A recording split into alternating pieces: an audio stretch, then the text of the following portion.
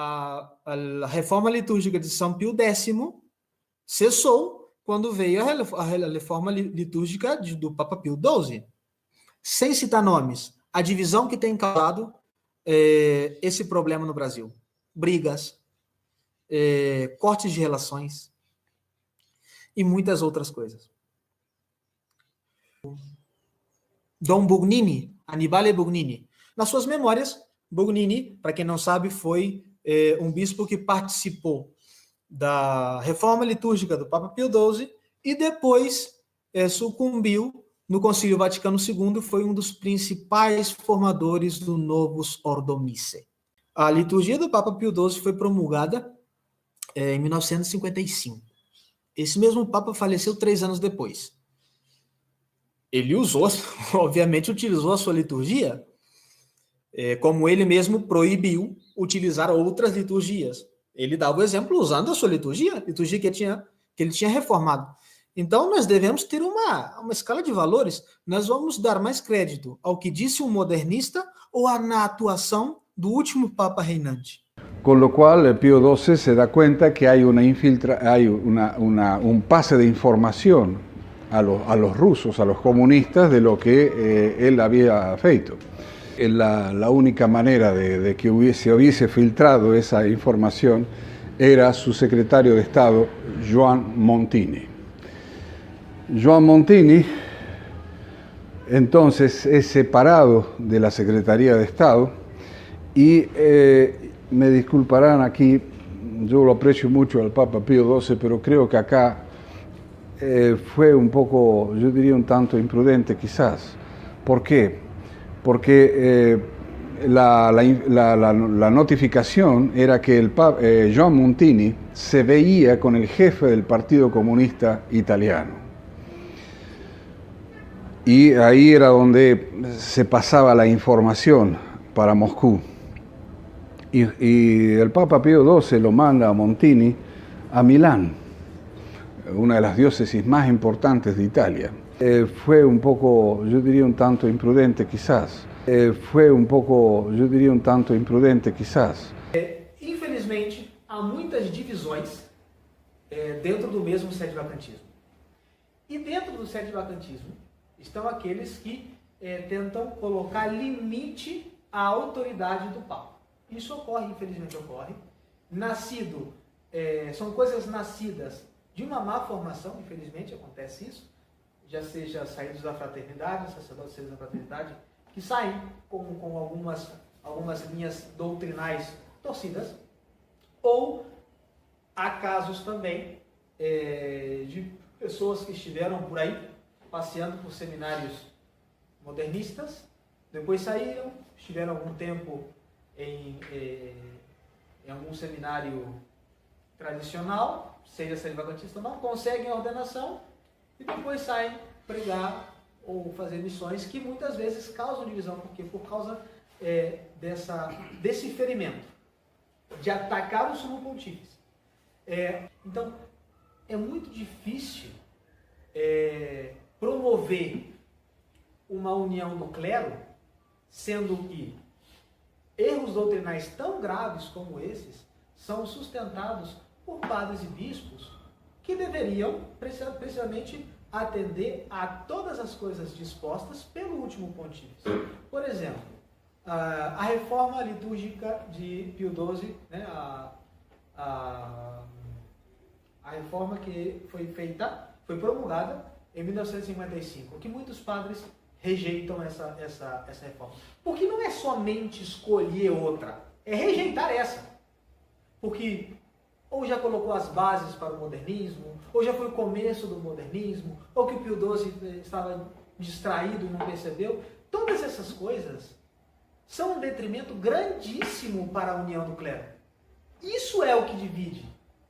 Não é o espírito sectário que move essa diferença. Não! É a falta de observação às leis do sumo pontífice. Porque muitos dizem que porque Pio XII teria voltado atrás, não voltou atrás, e a sua decisão final foi por essa liturgia que é santa, que é imaculada, porque veio do Espírito Santo. Momentos é dizer que não, porque tinha modernistas ali na construção da nova Semana Santa. Quem assinou o documento final foi um verdadeiro Papa, Pio XII. Naquela assinatura final, quem está assinando é o Espírito Santo. Pode uma liturgia aprovada por um Papa legítimo conter erros? Vamos ver o que o magistério da Igreja pensa disso. Concílio de Trento, Denzinger, questão 856. Se alguém disser que os ritos recebidos e aprovados da Igreja Católica, que costumam ser usados na administração solene dos sacramentos, podem ser desprezados ou omitidos sem pecado ao bel prazer dos ministros, seja anatema.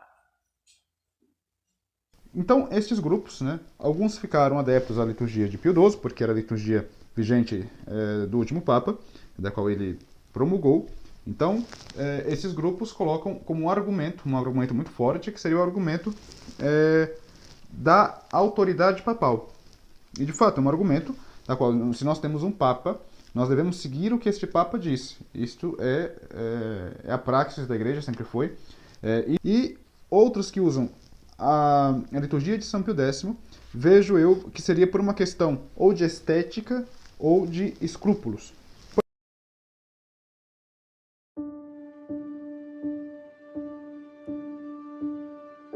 O coração do ano litúrgico de toda a cristandade. A Semana Santa. A semana mais importante e sagrada. As missas mais solenes e devotas.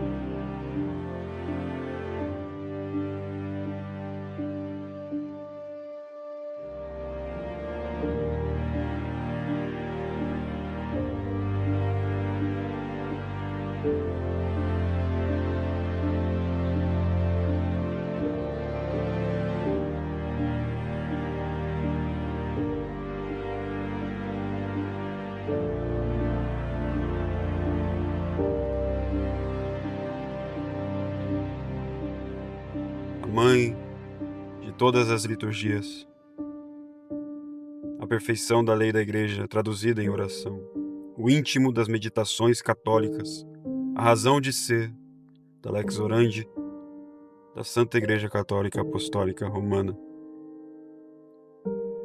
A Semana Santa será destruída por um dos maiores inimigos da fé, substituída e mutilada por um carrasco do anticristo. Bonini, um maçom infiltrado, o qual todo católico sensato deveria ter desprezo por todas as suas obras revolucionárias, pois ele recebe o título de coveiro da missa.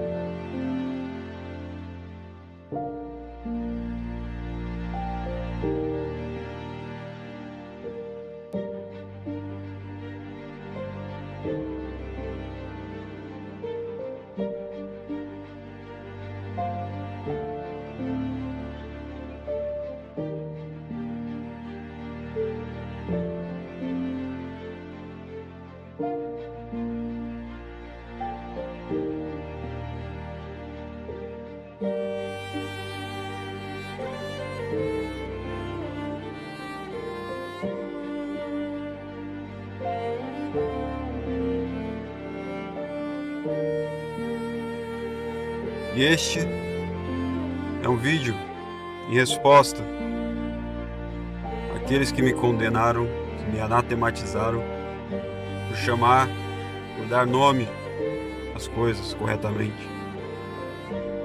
A semana maldita de Bugni, a qual iremos destrinchar aqui.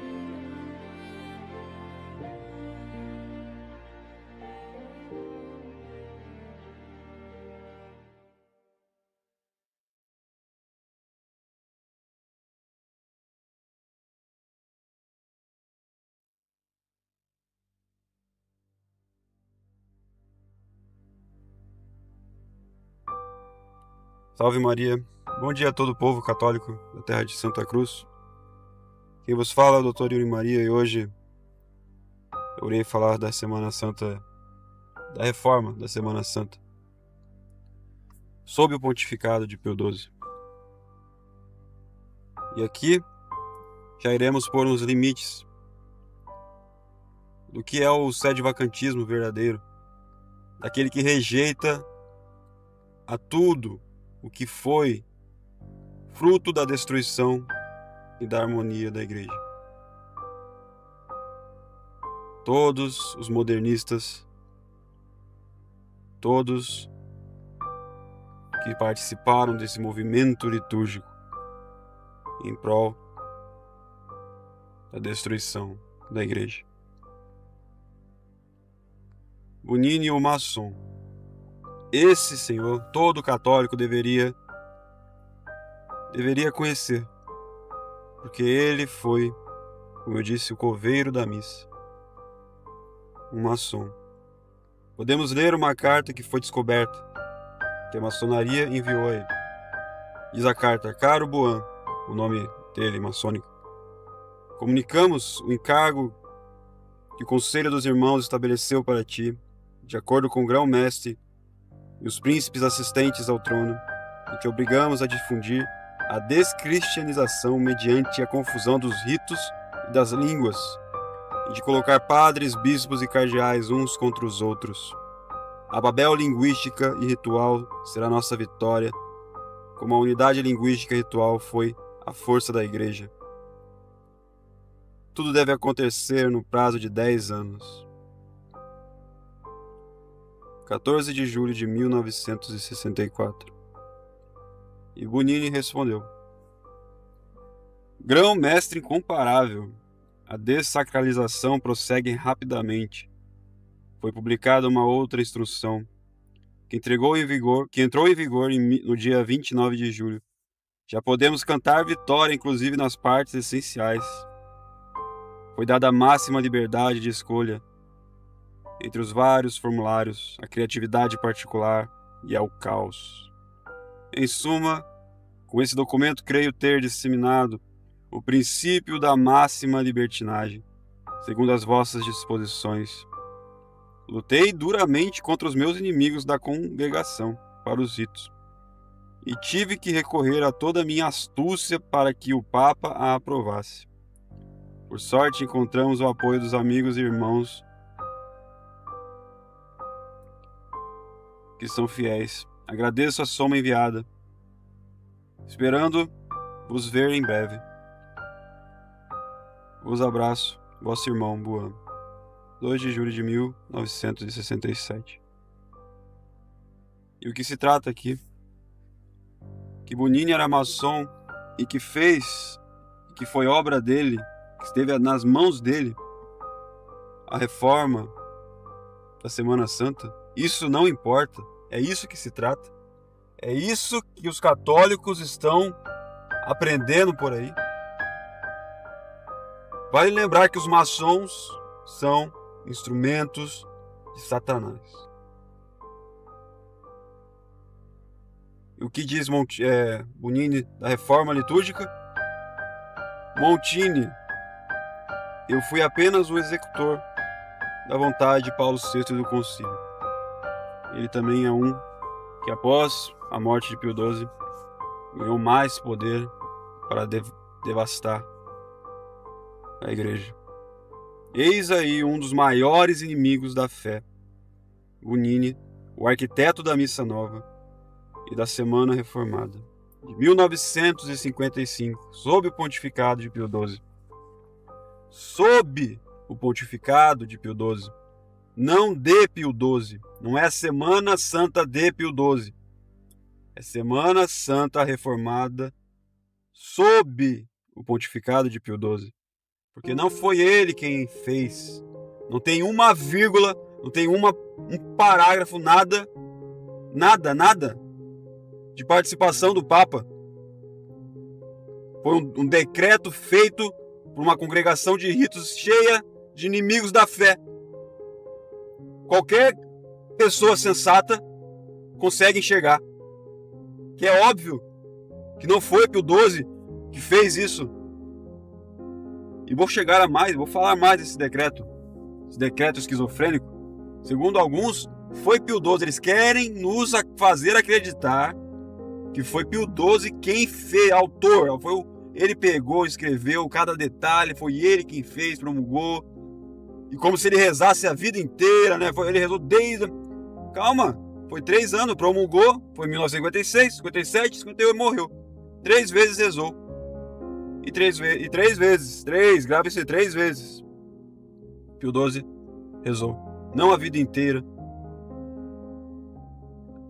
E, ingenuamente, Pio XII foi um papa imprudente. Infelizmente. Devemos acordar. Devemos ver a verdade. E eu vou falar aqui o que aconteceu. Para nosso alívio e sede de justiça, hoje, Bonini está queimando nos infernos. Porém, para minha tristeza, hoje as suas obras são mantidas por alguns irmãos católicos que ainda não despertaram totalmente para o combate total com ódio santo contra o modernismo. Estão como o clero e os leigos de 1955, inocentes, caindo numa armadilha mortal, não sabiam que estavam sendo empurrados para um fim trágico. E o que diz Bonini sobre o objetivo da reforma da Semana Santa? Qual que foi o objetivo? Uma ponte para futuras mudanças da liturgia. Uma ponte. Então, alguns católicos ainda querem seguir essa ponte. Querem seguir essa ponte. Uma ponte para o abismo. Mas diz Padre Secada, se você não quer chegar do outro lado, então por que você vai atravessar essa ponte? Então, segundo Santo Tomás, se você consente no início, consente no fim. Uma fórmula, consentiu no início, consentiu no fim. E consentir com os princípios dessa semana maldita de Bonini é consentir implicitamente com a Missa Nova, do qual ela é o germe, a fonte de toda a destruição da Igreja pós-conciliar. Se tu és um cirurgião e está diante de um câncer, você tem que remover todo ele e não deixar uma parte, porque senão essa parte vai se espalhar novamente. Devemos remover todo ele do corpo. Por isso devemos rechaçar todos esses intrusos, todas essas novidades feitas por Bonini. E hoje é evidente, tem muita prova. Eu fico abismado como que alguns católicos querem deixar de lado essas coisas. Ah, não, vamos fazer vista grossa. Já ouvi falar alguns padres falando, não importa que foi Bonini, não importa. Não importa que ele fez tudo, os objetivos dos modernistas, não importa nada das provas, das cartas, não importa. Eu já ouvi até falar que Bonini era ortodoxo, era um católico roxo, fé, até Pio XII morrer. Depois que Pio XII morreu, aí ele virou maçom, virou inimigo da fé e tal. Mas antes ele estava lá, com a doutrina reta, um católico impressionante. Já ouvi isso. Eu já ouvi isso. Então foi isso. O uso do vernáculo, colocar o sacerdote de frente para o povo, distribuir a comunhão na sexta-feira, entre outras coisas. O senhor Takaki me citou o Concílio de Trento, aquele que falar mal que a liturgia e ritos promulgados pela Santa Igreja, quem falar contra ela, que promove alguma coisa má, ruim, está anatematizado. Então eu vou usar esse mesmo trecho, esse mesmo decreto, para anatematizar todos aqueles que fizeram esse decreto de 1955. Porque esse decreto está lá escrito. Está lá escrito. Sobre a vigília. Que tinha que ser à noite. Porque na frase estava à noite. Eu vou falar dessa parte. Está lá falando mal dos ritos que os católicos sempre usaram. Esse decreto está anatematizado pelo Concílio de Trento, que o Senhor quis me anatematizar. Primeiro, que não foi a Igreja Católica que promulgou essa semana reformada. Não foi um maçom infiltrado modernista, desconhecendo toda a história do movimento litúrgico. E vocês, católicos que estão aí com esses grupos que seguem essa reforma, vocês desconhecem totalmente a história do movimento litúrgico. E esses padres são negligentes de ensinarem a você essas coisas. Eu vou dar algumas luzes nessas coisas aqui. Para eles tinha que ser uma coisa evidente, porque eles têm tempo para estudar essas coisas. O bispo Dolan e o bispo Dom Rodrigo já argumentaram sobre o princípio de Epiqueia, usar o princípio de Epiqueia, que seria isso. A mãe obriga a filha a não sair de casa. E aí a mãe vai embora. A casa pega fogo. A filha sai da casa. A filha desobedeceu a mãe? Não, porque a mãe não previa que a casa ia pegar fogo. Ou seja, se tornou danoso aquela lei. Aí se usou o princípio de Epiqueia. Então toda vez que você usa o princípio de Epiqueia, você está dizendo que essa lei agora é danosa às suas almas, à sua alma, à sua salvação.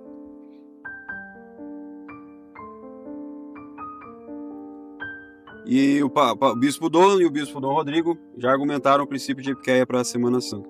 Eu agora vou apresentar mais motivos.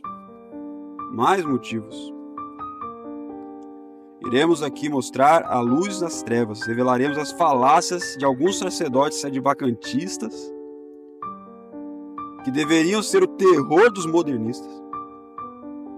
Porém, segue a semana maldita de Bugnini e ousam chamar de cismáticos quem não a segue. Ousam chamar de cisma os católicos que preferem guardar a Semana Santa de São Pio V e São Pio X. Argumentando que foi uma ordem infalível e prudente do Papa Pio XII. Infalível e prudente. Eu queria saber, será que Pio XII... Vamos responder essas perguntas. Será que é verdade que foi uma ordem de Pio XII? Foi ele que fez isso? Ele que foi infalível quando ele deu essa ordem? Será que ele foi prudente? Será que é verdade isso? Será que ele nos proibiu? Será que foi Pio XII, assim, eu proíbo os católicos de rezarem a missa de São Pio V, Ele proibiu e obrigou a Semana Maldita de Bugnini. Vamos ver se isso é verdade também. E vamos ver o que aconteceu com Pio XII, né? Porque parece que essas pessoas estão achando que Pio XII foi um papa como São Pio X. Foi imprudente. Foi um papa imprudente. Porque São Pio X, ele não ficou só nas palavras. Ele agiu concretamente. Ele excomungou os modernistas. Pegou pegou as pessoas a dedo, excomungou e mandou todos os sacerdotes jurarem, prestarem o juramento antimodernista. Então, se você ficar só nas palavras e você não age, o inimigo vai ver que você está blefando. Vai crescer o poder do inimigo. Isso aí é uma coisa assim, uma vez que você ameaçou, é melhor você cumprir com a sua ameaça. Porque senão você vai perder poder. Então, o que houve com Pio XII? Vamos ver o que era. O pessoal também desconhece, as pessoas desconhecem os fatos históricos ao redor do Pio XII. A Segunda Guerra acontecendo, as invasões comunistas, na Hungria, como ele estava preocupado, enfim, as doenças dele, desconhece tudo isso. Pio XII, por exemplo, tudo que Pio XII fez foi prudente. Vamos pensar um pouco. Montini era o quê? Bispo, secretário do Estado. Foi prudente Pio XII deixar ele ali? Foi prudente Pio XII nomear alguns modernistas ali, os maiores inimigos da fé, na congregação de ritos? Foi prudente? Claro que não. Ele não sabia. Ele estava desinformado, cercado de modernistas, cercado de cobras, cercado de falsos católicos, de inimigos da igreja, de maçons infiltrados, com planos feitos a longo prazo, com uma colaboração enorme. Enfim, até na vida o Pio XII, por exemplo, nomeou um oftalmologista para ser o médico clínico dele, um oftalmologista. Que era um picareta, um médico picareta. Galeazzi, que no final da vida vocês podem ver o que aconteceu com o Pio XII. O que esse médico fez com o Pio XII. Veja lá como que ele morreu. Imprudente. Ele era imprudente. Um papa não é impecável. Impecável. Ele é infalível quando fala, quando ensina dogmas de fé, moral, quando ensina a doutrina católica, quando ele ensina. Mas o Papa pode pecar por imprudência. Isso pode pecar quando não está falando, como está falando quando privadamente, não está falando solenemente. Então vamos ver. Para alguns católicos, apaixonados e sonhadores, informam que Pio XII não era então São Pio X. Cometeu imprudência. Mas quanto maior o cargo, maior o juízo. E deveríamos estar rezando por Pio XII. Nosso último Papa, ele não teve eficácia contra o assalto modernista. Infelizmente. Porque não basta ficar com teorias e dogmas para refutar os inimigos da fé. Às vezes o inimigo não quer o diálogo, então deve-se partir para a guerra, em defesa do sagrado. Tem que ser assim. E sempre foi assim. Os católicos não ficaram lá, não. Carlos Martel, esse Maomé é um católico material, deixa ele invadir, o irmão, vamos convertê-lo. Isso está errado, ficar aqui só no papo. Não. Não é assim. Ou São Bernardo, olha lá, o Anacleto II, um cripto-judeu subiu ao papado, mas a gente está aqui com o Papa verdadeiro. Deixa esse Papa falso aí, esse antipapa lá no Vaticano, deixa ele lá tranquilo. Não, São Bernardo saiu, quebrou uma lei eclesiástica, não queria nem saber, saiu do mosteiro, foi descendo na França até chegar em Roma, chamou São Norberto, convocou o exército, foi lá e expulsou na porrada depois de 8 anos. E é assim que o católico tem que agir. O inimigo não quer diálogo. Vamos conversar, vamos mudar o catolicismo com teses aí. Vai mudar sim, vai mudar. O Senhor vai mudar sim. Então vamos ver aqui, para a maior glória de Deus, se esses sacerdotes sedvacantistas, esses ditos sacerdotes sedvacantistas que estão por aí, que deviam ser os baluartes da fé, os destruidores do modernismo, terror dos conciliares, agora seguem como caluniadores e seguidores de obras modernistas. Veremos se eles estão com razão ou se estão totalmente cegos. Vamos ver aqui. Eu já contatei esses padres, Padre Gabriel, Padre Ernesto, já falei com eles. Não mudam, não adianta. A resposta foi orgulho e desprezo. E já tiveram tempo demais para pensar. E vão continuar espalhando suas calúnias. Então devo, por defesa, atacar essas falácias. Principalmente agora que o senhor Takaki está aí com esses grupos, né? No meio desses grupos, tendo influência desses grupos, acabou de me anatematizar. Então vamos ver. Lex orandi, lex credendi. Uma lei. a lei da oração e a lei da fé, pois a igreja traduz os seus atos e a sua postura, aquilo que professa em sua oração. Todo católico tem que lembrar disso.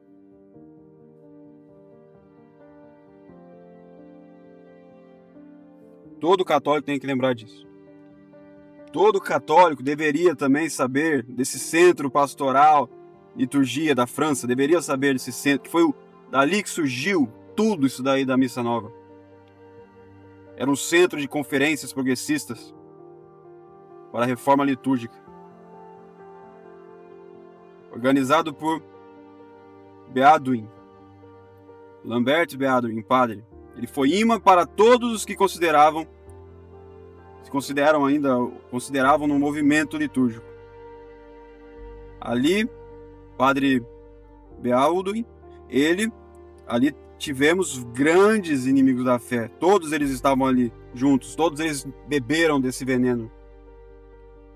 Gardini, Congar, Chenu, Balthasar, Lubac, todos estavam ali.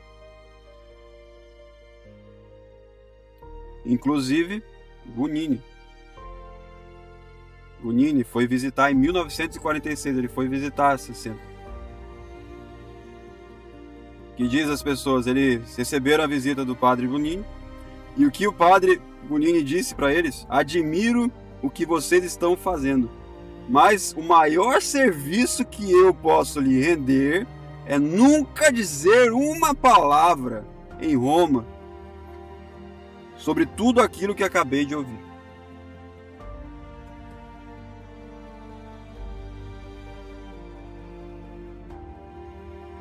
Semeie Bonini, colha corrupção. E Bonini foi nomeado como secretário da comissão litúrgica. Quase como colocar um lobo no meio das ovelhas.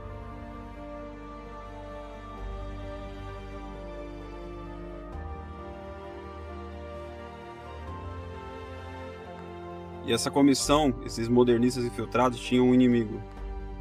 O nome dele era Monsenhor Leon Gromier, que foi um inimigo amargo e franco das reformas da Semana Santa de 1955.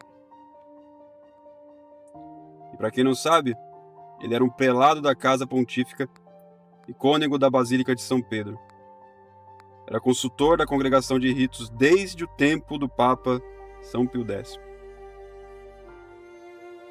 Seu conhecimento era lendário em todos os assuntos litúrgicos, todos.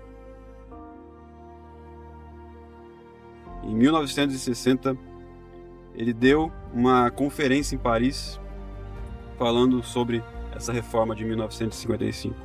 O que ele disse? É um ato de vandalismo, uma imensa perda e um ultraje à história. A negação de princípios racionais, um produto de uma mentalidade pastoral impregnada de uma atitude populista, desfavorável ao clero. Com a referência aos liturgistas que produziram as reformas, ele lamentou que seus poderes revolucionários ficaram mais vastos, assim como os abusos. A gente pode pegar uma coisa autocontraditória na Vigília Pascual, que a igreja foi condenada a retornar às catacumbas.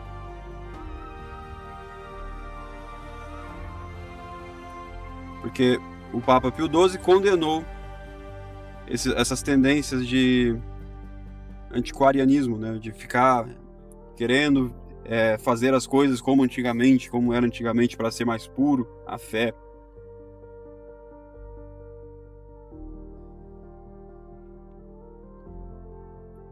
Então, ele, com o decreto da Mediator Dei, ele vai contra a encíclica do Mediator Dei, ele vai contra o decreto que esses padres dizem que foi Pio XII que fez. Então, ele vai contra o próprio decreto. É um esquizofrênico, o Pio XII. Uma hora ele faz uma coisa, outra hora ele fala uma outra coisa. Porque a vigília pascual cristã primitiva. Porque o decreto afirma, né, que a vigília pascual cristã primitiva era mais adequada do que a que se desenvolveu ao longo dos séculos, e rejeitou o princípio de que Os ritos litúrgicos mais recentes também merecem reverência e respeito. Rejeitou isso.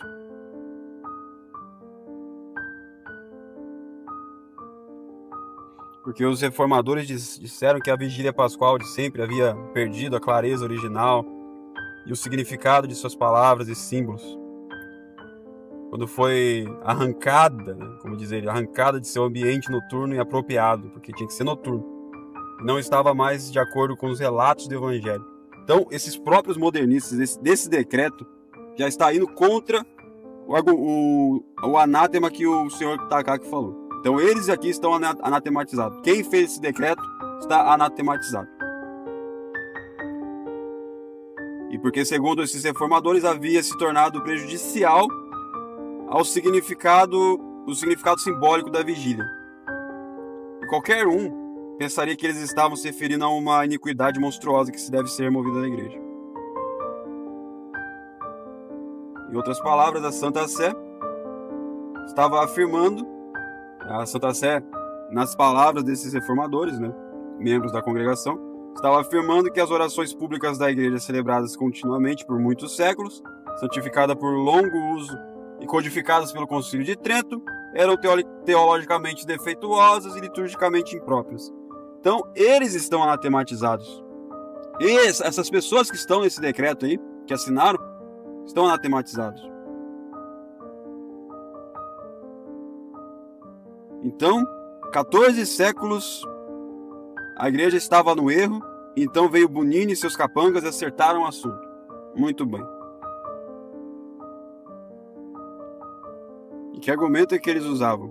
O argumento mais popular, né, uma reforma ignorante.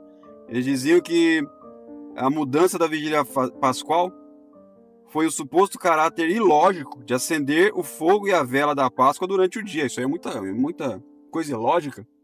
Acender o fogo e vigília pascual durante a luz do dia? Que absurdo! Eles até zombavam disso. Estar cantando sobre a escuridão desta noite, em plena luz do dia, porque a noite estava lá no Salmo, como a igreja tivesse cometido uma gafe litúrgica que passou despercebido. Por 13 séculos passou despercebido. Nossa, a gente está aqui, né, fazendo uma luz durante o dia e tal, e falando da noite durante o dia. Então é uma gafe litúrgica. Será que foi isso mesmo? E assim eles zombavam, esses reformadores zombavam da milenar vigília pascual. E até esse cardeal, que esse foi o motor, né, do movimento litúrgico, Dom Godwin, ele declarou em 1951: como é que suportamos e aceitamos por séculos a prática de ter cantado o Exsultate e o Verita Beata Nox, a noite verdadeiramente abençoada em plena luz do dia? E quantas outras anomalias igualmente graves agora aceitamos sem pestanejar? Certamente isso nos deve levar a concluir que nossa consciência litúrgica não é suficientemente esclarecida. Esse senhor aqui, pai dessa reforma maldita, esse senhor aqui está anatematizado pelo que o senhor Takaki está me falando no Concílio de Trento. Está criticando os costumes da igreja. Isso tudo é uma visão, né, de ser plena luz do dia e tal. É uma visão totalmente arrogante. Totalmente arrogante. Era uma falácia. E nesse decreto, à meia-noite, que foi feito a vigília pascual. E por quê? Agora vamos explicar o porquê. Alex Orandi da igreja. Porque esses reformadores, né, eles viam o caráter natural, né, à noite, tem que ser de noite, e não o caráter espiritual dessa passagem. Ele não conseguia ver o que foi óbvio para os católicos que eram instruídos. Que as referências à noite, na tradicional vigília pascual, tinham um significado místico. É místico esse significado, e não naturalista. Porque naturalista, né, é coisa de maçom. É coisa de maçom isso aqui. Então, o que nos diz o prelado cardeal Wiseman, com referência à vigília pascual? Isso aí de 1802 a 1865. Ele era um arcebispo. O serviço fala da noite, é a noite em que Israel escapou do Egito e que precedeu a ressurreição de Cristo. Em outras palavras, a noite foi usada nos textos da vigília em sentido pré-figurado, uma metáfora para as trevas do mundo, a escravidão do pecado, antes da redenção. Não tem nenhuma conexão intrínseca com o momento em que o pôr do sol se põe abaixo do horizonte. Não tem nada disso. Então isso aí já foi um erro. E aí eles querem falar que esse decreto é infalível, que foi o Papa Pio XII. Vamos ver se foi mesmo Pio XII que fez isso. Além disso, tem também a oração da Semana Santa, de sempre, pela conversão dos judeus. E usada na missa dos pré-santificados da Sexta-feira Santa. Um dos textos mais antigos do Missal. Ou seja, é tradução da fé pura e segura. É pura e segura a tradução da fé. E durante o rito, o sacerdote não se ajoelha após o oremos. Por quê? Porque a igreja considera impróprio, sempre considerou impróprio, durante a oração da infidelidade dos judeus, o mesmo gesto que os soldados judeus fizeram para zombar de Cristo. Então eles não se ajoelhavam para os judeus. Agora não, agora é diferente. E o mesmo acontece com o Sábado Santo também, não se ajoelha, depois da 12ª profecia. Mas em 1955, Bonini põe a genuflexão na oração para a conversão dos judeus. A primeira vez na história da igreja em que o rito é influenciado por sensibilidade a não católicos. Já começa aí o germe do ecumenismo satânico que vai explodir no Concílio Vaticano II. Eles conseguiram retirar a palavra pérfidos da oração. Foi tentada pelo rabino Neuzoli com Pio XII, mas fracassado, e com João XXIII conseguiu em 1959. Eles conseguiram tirar isso. E até hoje é observado por aí. Nessas meios RRs, então, nem se fala, é modernismo puro. Ninguém conhece esse lobby que teve aí a Mitia Israel, um grupo de pressão que atuava desde 1920 para a retirada desse adjetivo do pérfidos da oração. Os católicos desconhecem. É de vacantismo, então, que faz a Semana Santa. Vamos seguir a Semana Reformada de Bonini, porque eu quero, porque eu estou obedecendo o Papa mandou e tal. Eles falam só isso.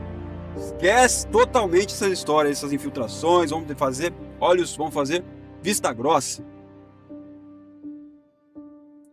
Então começa aí o fiasco litúrgico de 1955, um gesto ecumênico, de joelhos para os judeus.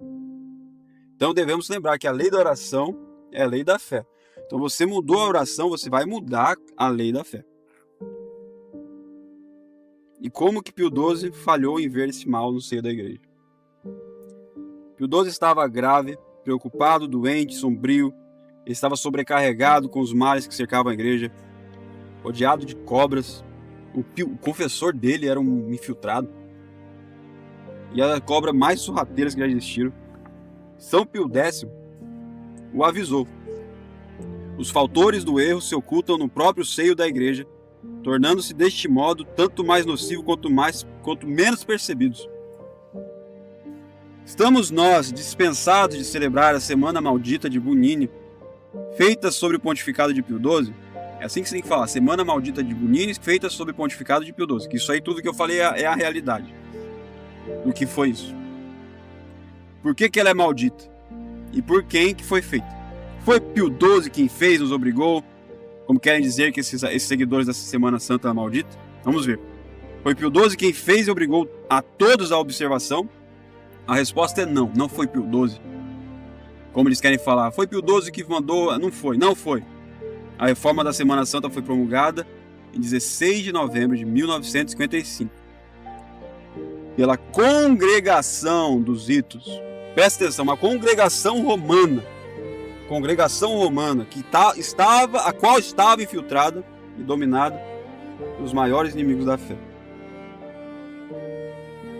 Então o primeiro argumento para destruir esses caluniadores, que nos chamam de cismático, é esse. Não foi obrigatória, não foi ordenada obrigatória pelo Papa, mas sim pela Congregação dos Ritos. Bonini, o arquiteto da destruição, nos conta o seu intuito da reforma de em 1965, 7 anos depois da morte do Papa. Ele nos contou qual que foi o intuito. Remover toda a pedra que representasse um mínimo de risco de desagrado aos irmãos separados, ou seja, aos protestantes. E ele revela como que ele conseguiu fazer isso. Como que ele conseguiu fazer esse plano na escuridão, longe dos olhos do vigário de Cristo. Como é que ele diz? Eu mantinha Monsenhor Montini, futuro Paulo VI, informado, e ainda mais semanalmente o padre Bea, que era o confessor de Pio XII. E graças aos seus esforços foi possível obter notáveis resultados, mesmo durante os períodos nos quais a doença de Pio XII impedia a aproximação de quem quer que se fosse. E eles trabalhavam assim em sigilo absoluto, era sigilo absoluto.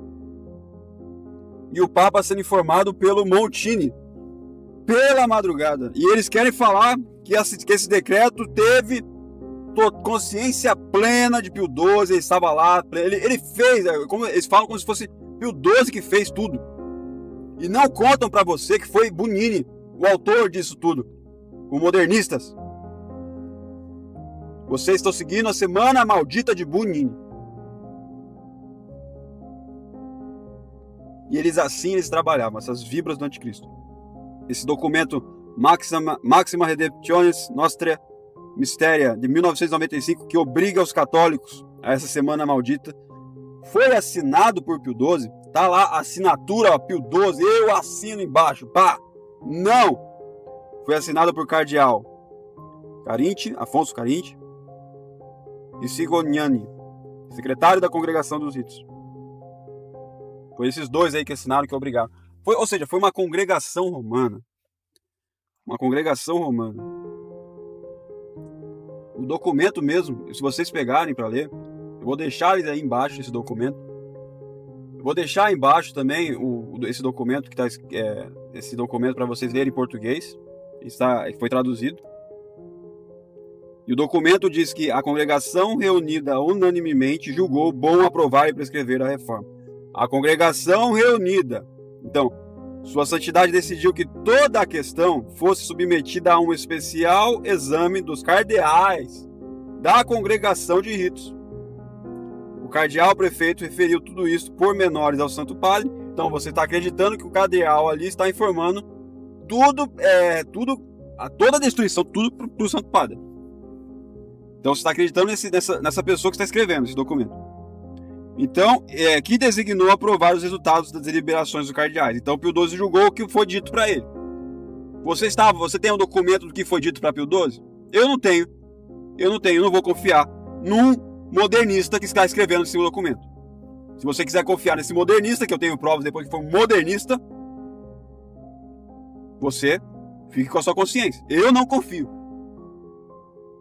Então esse modernista está falando que Pio XII, que ele foi informado, e ele, a partir da informação que ele recebeu, que eu não sei qual foi, desse modernista, lembrando que ele estava cercado por Montini, Bea, né, pessoal meio infiltrado ali, maçonaria, a não ser que você queira, com olhos de ou insensatez pura, achar que todo mundo ali era católico absoluto, roxo, e estava todo mundo ali de boa intenção.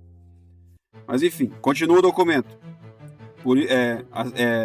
Que se designou aprovar os resultados das deliberações dos cardeais. Por isso, então, foi deliberações dos cardeais. Por isso, a Sagrada Congregação estabelece o que se segue. Decreto Maxima Redemptionis Nostrae Mysteria, da Sagrada Congregação dos Ritos, define caráter obrigatório do novo Ordo da Semana Santa. Estará em vigor no ano de 1956.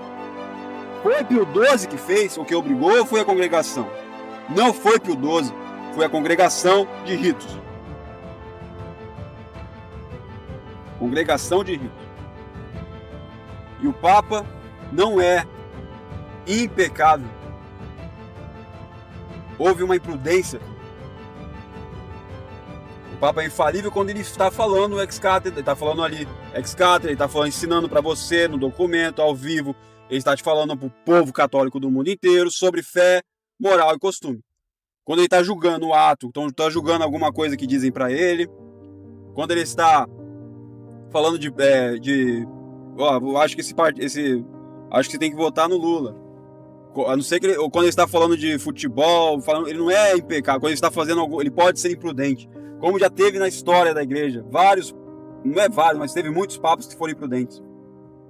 Em matéria de política, alguns papas cometeram algumas imprudências. Não que eles ensinaram alguma coisa moral e imoral, mas cometeram durante imprudências de quem aceitar, de quem apoiar. Eles não são impecáveis, eles são infalíveis quando eles ensinam moral e fé. E ex cathedra. De outra forma, eles podem errar, como doutor privado. Alguns ainda dizem que nem como doutor privado, é matéria discutida. Agora, cabe perguntar, a congregação de ritos é infalível? Será que os católicos, alguém já viu aí, infalível uma congregação? Pode o católico, com justa causa, desobedecer a ordem de uma congregação? Essa ordem que já não existe mais, que não tem mais autoridade para se apelar diante das descobertas recentes feitas.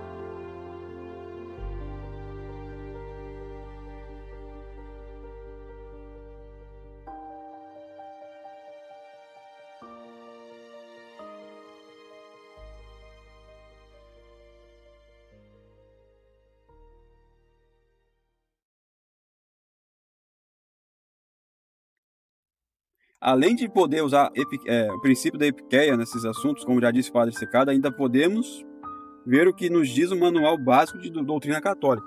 Vou pegar lá o Manual Básico, assim, tem em português. Se você é católico, pode ler. Foi antes do concílio, tá? 1958. Tá lá, página 528. Boulanger, Manual de Apologética. Então ele vai falar aqui, um decreto de 1616, um decreto da Sagrada Congregação do Índex. Estou dando um exemplo histórico aqui. A congregação do Índice fez um decreto. E o de 1633, um decreto do Santo Ofício, apesar de terem sido aprovadas pelo Papa, se trata apenas de uma aprovação em forma comum. Forma comune, como ele diz aqui. São e permanecem juridicamente decretos de congregações, e que só têm valor que lhes dá a sua autoridade imediata. Ou seja, não é permanente. E já vimos que, nestes casos, a questão da infalibilidade não tem razão de ser. Os decretos que não forem atos pontíficos, mas somente das congregações, não gozam do privilégio da infalibilidade. Então, já tem aqui congregação não é infalível. E a autoridade imediata não é permanente. É que dá o documento das congregações romanas, em forma comum, não são infalíveis. E a gente vai ver o que é essa forma comune, né? Aí você pega na página 464, aí que lá está explicando sobre o poder de governo da igreja, na parte o magistério ordinário do Papa de modo indireto. Depois de ele ter falado do modo direto, ele vai falar dos modos indiretos do magistério ordinário papal. O Papa exerce o magistério ordinário indiretamente pela congregação do Santo Ofício. A autoridade dos decretos da congregação depende da maneira como são promulgados. O Papa pode aprová-los de dois modos, solenemente, em forma especiale, ou em forma comum. Então tem dois modos, solene, especiale, e comum, em forma comum. Se a aprovação é feita solenemente, isto é, se o Papa promulga os decretos em seu nome, sobre a sua responsabilidade jurídica, tem valor de ato pontífico e podem ser infalíveis, ainda podem ser infalíveis, se possuem as condições requeridas. Ele dá até exemplos aqui de decretos infalíveis. Por exemplo, a condenação de São Pio V contra Baio, que foi reunido uma congregação por São Pio V e a congregação condenaram Baio. Ou de Inocêncio X contra Jansênio também. Foi feito ali uma querela ali, os cardeais ficaram debatendo e tal, ele fez aí depois, tudo isso ele fez um decreto lá com a congregação. É infalível. Inclusive nesse decreto contra Jansênio é muito interessante, tem uma parte lá que excomunga esse Bergoglio aí, dizendo que todos podem se salvar. Então, se é infalível, devemos dar assentimento firme como no ato de fé. Se não é infalível, deve-se dar assentimento sincero e interno. Então, essa aqui é a parte especial. Quando o Papa está participando ali do documento, entendeu? Ele está lá, ele fez, ele ouviu, ele está por dentro Entendeu? Não foi como essa reforma que foi feita, a escuridão, as 4 chaves, ninguém sabendo o que está acontecendo, ouvindo por Montini o que está acontecendo. Montini está me contando aqui que só tem coisa boa. Nossa, então o Papa está ciente de tudo. Não foi. E que agora, se a aprovação for dada em forma comum, o que é isso? Que é o caso desse documento da reforma de Bonini, a reforma comum. O que quer dizer? Quando recai sobre um decreto considerado com ato da congregação, é apenas um ato da congregação. Portanto, não é infalível, pois a infalibilidade é incomunicável. Incomunicável. Uma vergonha o que vocês estão falando por aí. Foi Pio XII que fez a reforma, que é obra dele. Isso aí é uma mentira, uma calúnia contra Pio XII. E depois falar que a gente é cismático por causa que desobedece uma ordem de uma congregação de infiltrados modernistas que foram descobertos depois com várias provas. É claro que naquela época ninguém sabia, como hoje. Óbvio. Você querer exigir que naquela época ninguém foi... E mentira também falar que não foi contra naquela época. Vamos ver a segunda... Vamos lá. O segundo argumento. O decreto da semana reformada não é infalível, porque é em forma comum. E dizem ele que todos os sacerdotes aceitaram e celebraram tranquilamente. Assim, mudou e tal, em 1956. Tava lá todo mundo celebrando igual, sem nenhum católico, bispo pestanejar. Mentira, isso aí é mentira também. É só ter boa vontade e investigar os fatos históricos. Na Páscoa de 1956, a Semana Maldita foi acolhida pelos bispos de 1000 maneiras diversas. Numerosos protestos contra as novidades introduzidas. Múltiplas demandas para se poder conservar o rito tradicional. Enquanto os modernistas estavam lá cantando alegres a vitória. Como a gente vê o padre Carlos Braga, que era um braço direito de Bonini, ele descrevendo a reforma como um ariete que penetrou, né, a fortaleza da liturgia. Então eles foram lá e arrombaram a fortaleza da liturgia. O outro modernista, o cardeal Ferdinando Antonelli, disse também que foi o ato mais importante na história da liturgia desde São Pio V. Quem quiser se aprofundar e ficar horrorizado com as mudanças bárbaras feitas por Bonini, leia. É só ler o livro do padre Oliver Piot, A Semana Reformada sobre Pio XII. Está disponível aí no site do Seminário São José. E tem aqui o terceiro argumento, né, que houve aceitação unânime e pacífica, então já é mentira braba, é falta sem vergonhice na cara. Então esse foi o modo tirânico dos modernistas, infiltrar os altos cargos e enfiar goela abaixo os católicos às obras do diabo. Bonini diz que sua obra seria uma ponte, a ponte para a desgraça. E é isso que nos querem fazer outra vez esses sacerdotes. Vamos pegar essa ponte aí.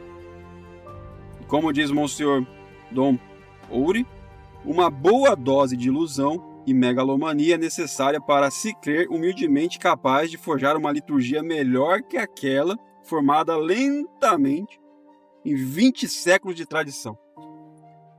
20 séculos de tradição. E a Semana Santa é a Semana Santa. Não é qualquer semana, sabe? Não é uma... Se eles conseguiram mudar a Semana Santa, por que você acha que eles não vão conseguir mudar toda a liturgia do ano inteiro? Se a semana mais sagrada, as missas mais sagradas estão lá. É muita insensatez. E o quarto argumento, Pio XII nunca proibiu celebrar a antiga Semana Santa. Nunca!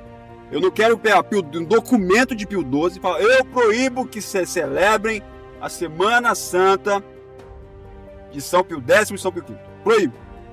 Eu quero ver. É uma outra falácia que eles põem em Pio XII. Que Pio XII estava 100% ciente, né, das mudanças ocorridas nessa reforma, estava ciente dos planos maçônicos. Então, porque essas pessoas que falam isso, elas estão automaticamente fazendo de Pio XII cúmplice de Bonini. Eu prefiro acreditar que Pio XII, tenho evidências disso, que Pio XII foi imprudente com a congregação e jamais imaginou a desgraça do que iria por vir. Pio XII nunca proibiu que se celebre a semana de sempre.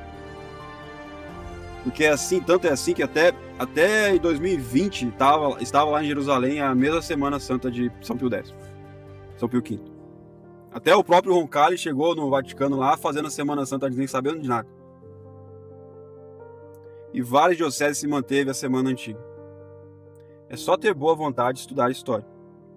E a Mediator Dei é contra o próprio decreto. Então, se foi Pio XII que fez o decreto, Pio XII estava esquizofrênico. Na Mediator Dei ele fala uma coisa, no decreto ele fala outra totalmente contra. É muita falta de estudo.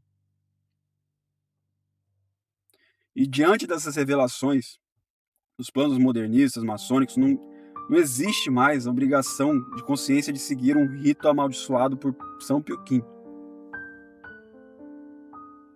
Não existe mais. Se você veio para o sede-vacantismo, é óbvio que você odeia com santa fúria tudo que é modernismo.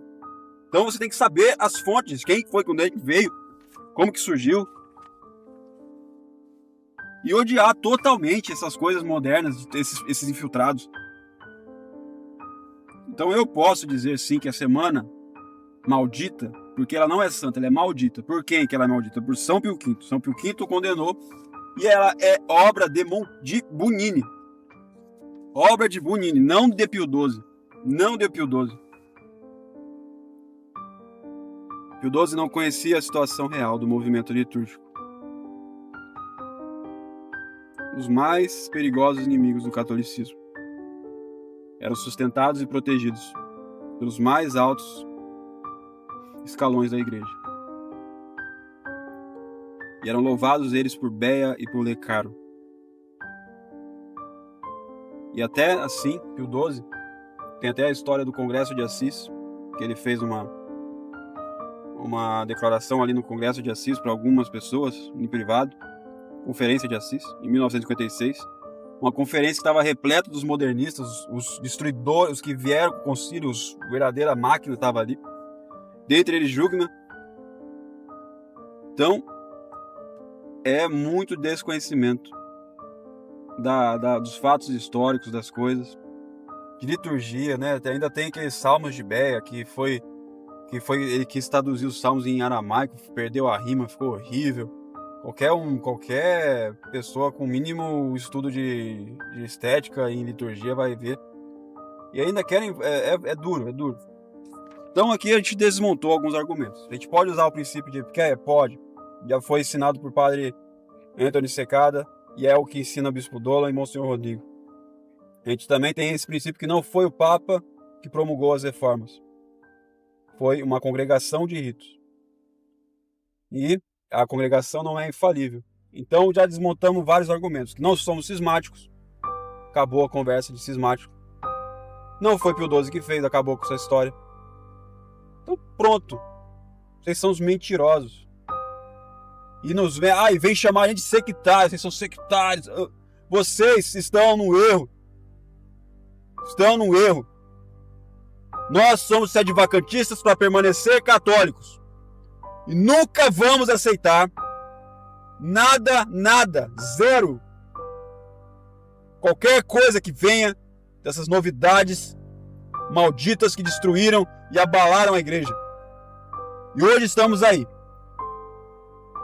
É preciso que vocês acordem para a vida. Acorda que não tem como seguir essa reforma. Porque os princípios dela são todos modernistas. Mas o Papa comete atos impróprios, como já se teve na história. Mas ele não pode ensinar, ele não ensinou a Semana Santa.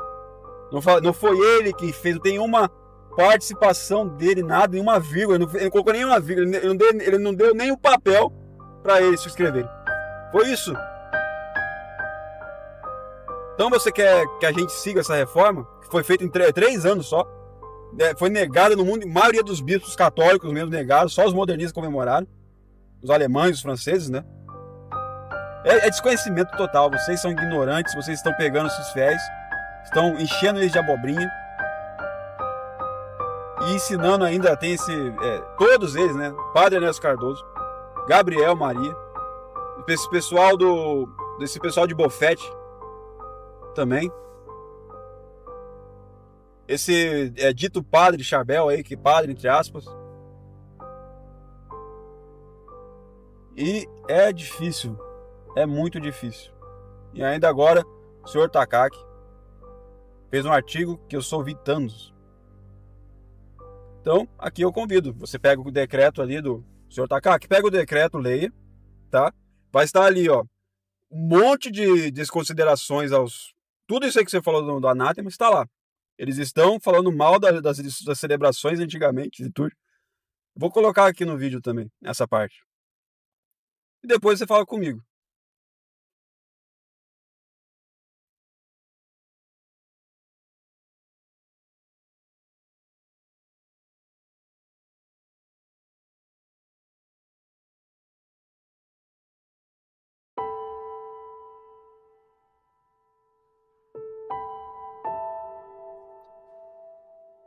Enfim, vou continuar aqui falando da tese, vou continuar aqui falando dessa reforma maldita de Bugnini, que os católicos estão cansados dos erros e das mentiras.